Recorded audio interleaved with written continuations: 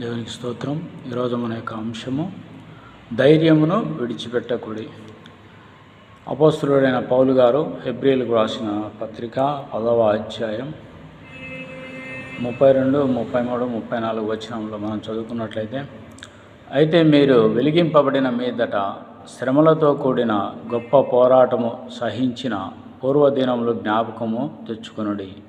ఒక విధముగా చూచితే మీరు నిందలను బాధలను అనుభవించుట చేత 10 మందిలో ఆరడిపడితిరి. మరి ఒక విధముగా చూచితే వాటిని అనుభవించిన వారితో పాలివారులైతిరి. ఎలాగనగా మీరు ఖైదులో ఉన్న వారిని కరుణించి మీరు మరీ శ్రేష్టమైనదియు స్థిరమైనదియునైన స్వాస్యమున్నదని ఎరిగి మీ ఆస్తి కోల్పోవుటకు సంతోషముగా ఒప్పుకొంటిరి.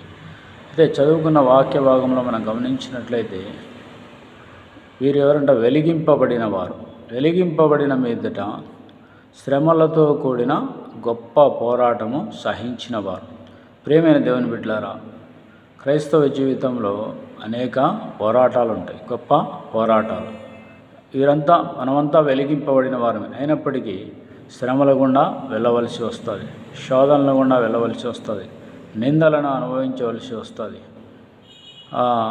అంతేకాదు ఇతరుల యొక్క శ్రమలలో కూడా మనము పాలిభారంగా ఉండాలంట.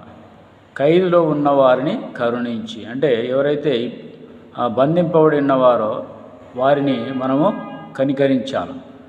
ఈ లోకంలో అనేక బంధకాలు కలిగి ఉంటారు. ఆర్థిక ఇబ్బందులనే బంధకాలు, అనారోగ్య సమస్యలనే బంధకాలు, శత్రు బాధలనే బంధకాలు, అనేక బాధల గుండా వెళ్తుంటారు. అయితే వీరు ఏం చేసినారంటే, వీరు శ్రమలలో ఉన్నప్పటికీ కూడా ఇతరుల శ్రమలలో పాలివారైనారంట. ఇతరుల యొక్క ఇబ్బందులలో, ఇతరుల యొక్క శ్రమలలో వీరు పాలివారైనారు. అదే క్రైస్తవ్యం అనేది. కాబట్టి మనకు ఈ లోకంలో అనేక శ్రమల గుండా, శోధనల గుండా వెళ్ళవలసి వస్తుంది. అయితే కొందరు ఏమైనారంట, తమ ఆస్తులను సహితము కోల్పోయినారట. సంతోషంగా వారి యొక్క ఆస్తులను కోల్పోయినారు. అంటే ఇవన్నీ శ్రమల గుండా వారు వెళ్తున్నారు. అయితే ధైర్యమును విడిచిపెట్టకూడదంట. ఏది ఏమైనప్పటికీ ధైర్యాన్ని మనము విడిచిపెట్టద్దంట. ధైర్యాన్ని ఎప్పుడైతే విడిచిపెడతామో మనకేమో వస్తుందంటే భయం అనేది ఆవరిస్తుంది. భయము ఆవరిస్తే మన యొక్క జీవితంలో అనేక శ్రమలు, ఇంకా ధైర్యమును విడిచిపెడితే భయం ఆవరిస్తుంది. భయం ఏం చేస్తుంది? బలహీనపరుస్తుంది. భయము కృంగజేస్తుంది. భయము మానసిక శారీరక వ్యాధులను తెస్తుంది. భయము మరణమునకు చేరువ చేస్తుంది. కాబట్టి అందుకే హెబ్రీ పత్రిక 10వ అధ్యాయము 35వ వచనంలో ఏముందంటే, కాబట్టి మీ ధైర్యమును విడిచిపెట్టకుడి, దానికి ప్రతిఫలముగా గొప్ప బహుమానము కలుగును. కాబట్టి ధైర్యంగా ఉంటే, ధైర్యమును విడిచిపెట్టకుండా ఉంటే దానికి ఏముంటుందంట? గొప్ప బహుమానం అనేది కలుగుతుందంట. ధైర్యము కలిగిన వారు ఏం చేస్తారంట?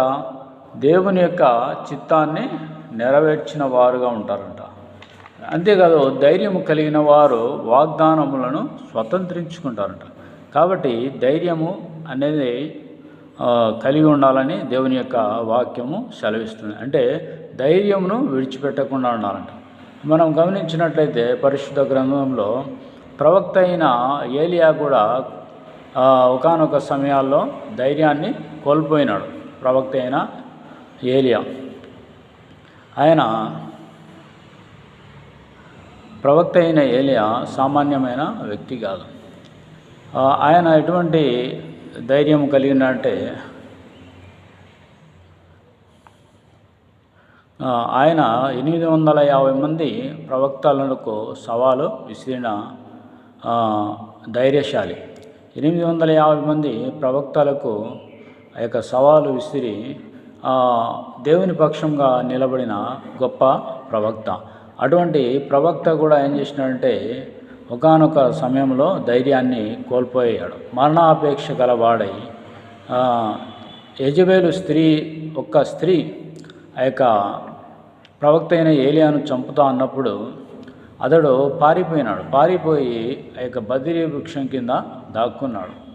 ఆ యొక్క మరణాపేక్ష గలవాడై బ్రతుకుట కంటే చచ్చుట మేలు అనుకున్నాడు. అంటే అలాంటి సమయం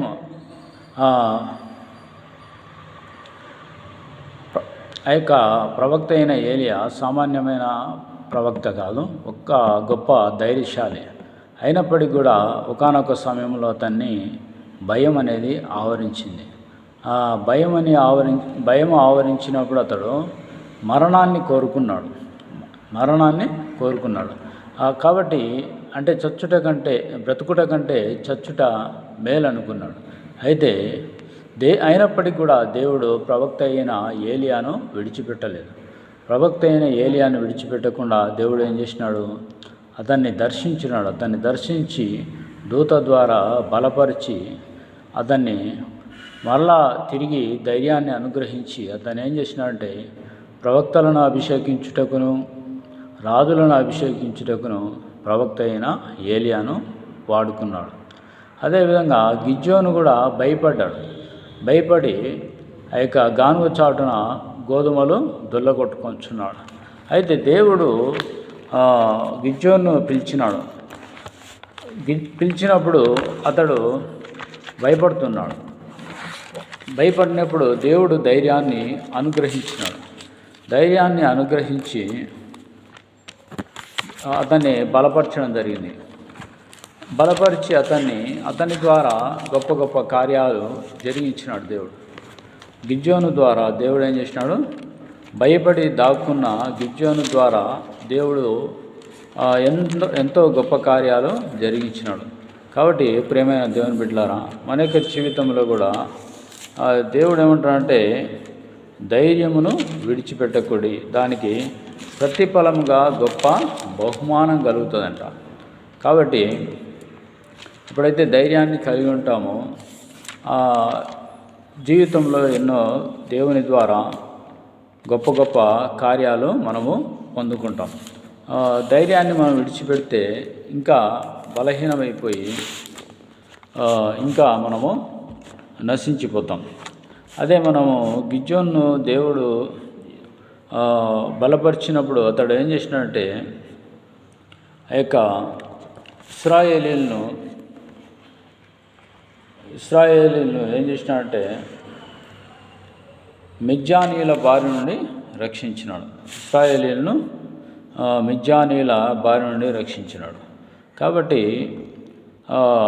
భయపడి దాక్కుని ఆ యొక్క గానుగ చాటున గోధుమలు దొల్లగొట్టుకొంచున్న గిద్యోను దేవుడు దర్శించి ఆ యొక్క మిద్యానీయుల నుండి గిద్యోను ఏం చేసినాడు, ఇశ్రాయేలీలను విడిపించినాడు. అంటే మామూలుగా ఎంతో గొప్ప గొప్ప విజయాలు గిద్యోనుకు దేవుడు అనుగ్రహించినాడు. కాబట్టి ప్రియమైన దేవుని బిడ్డలారా, మనం కూడా దేవుని చేతిలో వాడబడాలన్నా, దేవుని చేతిలో శక్తివంతంగా మనం వాడబడాలన్నా మనకి ఏం అవసరం అంట, ధైర్యం అవసరం. అయితే ధైర్యాన్ని మనం కోల్పోవచ్చు ఉంటాం. మనకు ఈ లోకంలో కలిగే శ్రమలను బట్టి, మనకు కలిగే వ్యాధులను బట్టి, ఇరుకులను బట్టి, ఇబ్బందులను బట్టి, అనేక విధమైన సాతాను సంబంధమైన శోధనలు, అనేక రకాలుగా ఈ లోకంలో మనము ధైర్యాన్ని కోల్పోతూ ఉంటాం. అయితే దేవుని యొక్క వాక్యం ఏం చెప్తుంది, ధైర్యమును విడిచిపెట్టకూడదు, దానికి ప్రతిఫలముగా గొప్ప బహుమానము కలుగును. కాబట్టి మనం ధైర్యాన్ని కలిగి ఉంటే దేవుని ద్వారా గొప్ప మేలు పొందుకుంటాము. అంతేకాదు దేవుడిచ్చిన వాగ్దానాలను మనము స్వతంత్రించుకుంటామట. అంటే దేవుడిచ్చిన వాగ్దానాన్ని స్వతంత్రించుకోవాలంటే దేవుని ద్వారా ఘనత, దేవుని ద్వారా మేలులు మనం పొందుకోవాలంటే, ఇతరులకు మనం ఆశీర్వాదకరంగా ఉండాలంటే, ఇతరులకు మనం దీవెనకరంగా ఉండాలంటే, ఇతరులను రక్షించే వారముగా మనం ఉండాలంటే, మనం ఈ లోకంలో కలిగే శ్రమలను వాటిని లెక్క చేయక ధైర్యమును విడిచిపెట్టక ముందుకు సాగితే మనము దేవుని ద్వారా అనేక ఆశీర్వాదాలు, మేలు పొందుకుంటాము. అంతేకాదు దేవుడు మనకు ఇవ్వబోయే స్వాస్థ్యమును పొందుటకు యోగ్యులముగా మనం ఉంటాం. కాబట్టి ఈ లోకంలో మనకు కలిగే శ్రమలలో, శోధనలో, ఇరుకులలో, ఇబ్బందులలో, వ్యాధులలో, బలహీనతల్లో, అనేక విధాల పరిస్థితులలో మనము ధైర్యము విడిచిపెట్టకూడదని దేవుని యొక్క వాక్యము సెలవిస్తున్నది. ఎప్పుడైతే మనము ధైర్యముగా ఉంటామో దేవుని ద్వారా అనేక మేలులను, ఆశీర్వాదాలను పొందుకుంటాము. అంతేకాదు ఇతరుల రక్షణకు కారకులుగా ఉంటాము. ఇతరుల ఆశీర్వాదాలకు కూడా మనం కారకులుగా ఉంటాము. ఇతరులను దేవునిలో బలపరిచేవారముగా ఉంటాం. ధైర్యం కలిగి ఉంటే బలహీనులను బలపరుస్తాం, కృంగిన వారిని లేవనెత్తుతాం, వ్యాధుల్లో ఉన్న వారికి బలాన్ని అనుగ్రహిస్తాం. అనేక విధాలుగా దేవుడు మనల్ని బలపరిచి వాడుకుంటాడు. కాబట్టి ప్రియమైన దేవుని బిడ్డలారా, మనము ధైర్యాన్ని కలిగి ఉండాలని దేవుని యొక్క వాక్యం సెలవిస్తున్నది. ఎప్పుడైతే ధైర్యం కలిగి ఉంటామో అనేక మేలులు, ఆశీర్వాదాలు పొందుకుంటాము. అనేకులకు మనం కూడా ఆశీర్వాదకరంగా ఉంటాము. అట్టి కృప దేవుడు మనకు అందరికీ అనుగ్రహించును గాక. దేవుడి యొక్క వాక్యమును ఆశీర్వదించి దీవించును గాక. ఆమేన్.